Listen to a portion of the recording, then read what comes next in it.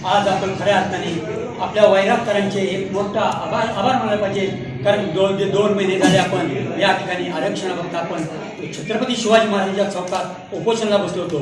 त्यामुळे आदरणीय कपिल दादा खोत यांच्या मार्गदर्शनाखाली आपण जो ट्रॅक्टरची रॅली काढली, ही रॅली खरंच मला वाटते शासनाच्या दरबारात त्या दिल्लीपासून ते गल्लीपर्यंत याचा दखल घेतली, पत्रकारांनी चांगली दखल घेतली। या आंदोलनामध्ये प्रत्येक युवक तरुणांनी सर्व वैरागकरांनी त्यावेळी चांगलं होतं मोलाचं सहकार्य केलं आणि त्यावेळी जवळजवळ महिनाभर आपण या ठिकाणी आंदोलन केलं।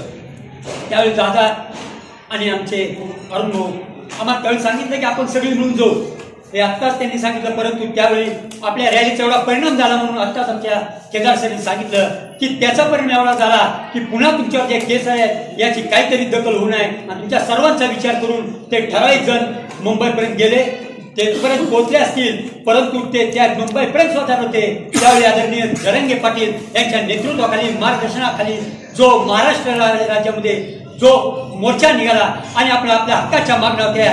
कारण मराठा समाजाला आरक्षण मिळाले ही आपली प्रथम मागणी होती। ओबीसी मधून आरक्षण द्या, कारण यावेळी आपल्याला फार मोठे आंदोलन झाले। अण्णासाहेब पाटील हे स्वतः गोळी घेऊन त्यांनी आपल्या प्राणाची आहुती दिली, कित्येक मराठी समाजाने आपल्या प्राणाची आहुती दिली आणि त्यावेळीपासून आज तागायत फार मोठं आंदोलन छेडलं होतं।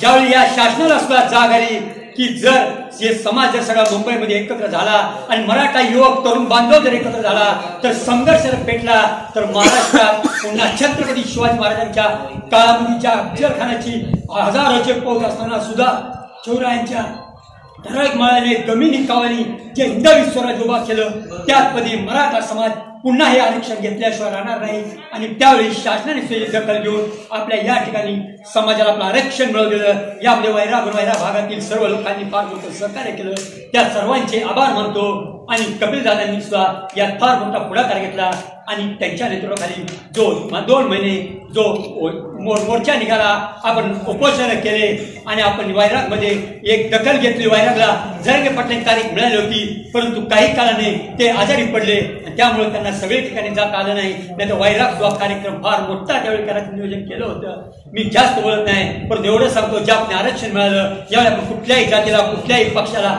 जात भेद न मानता आपला आनंद आपण द्विगुणी करावा। आपण सर्व धर्म एकत्र राहावे, आपला समाजात आपल्याला जो समाजाला आनंद मिळाला या पद्धतीने, कारण आम्हाला आपली शिकवण आहे आमच्या आदरणीय नाना दैवत आणि बाप्पांची शिकवण आहे की शांतता आणि सरळ मार्गाने करा।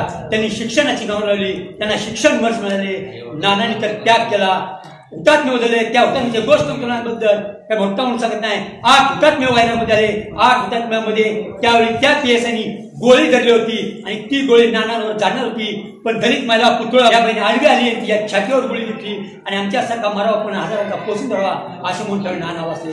त्याचप्रती बाप्पांनी ह्या ठिकाणी MA BA शिक्षण उभा केले आणि शिक्षणाची गंगा आज वैरागमध्ये पुण्याली तर ते बाप्पांनी आणले। अशा दोन्ही नेत्यांचं मार्गदर्शन आपल्या सर्वांना लाभलेलं आहे। त्यामुळे त्याच पद्धतीने आपण बी संघर्ष करू आणि मला या ठिकाणी बोलायची संधी दिली त्यामुळे सर्वांचे आभार मानतो। जय हिंद, जय महाराष्ट्र।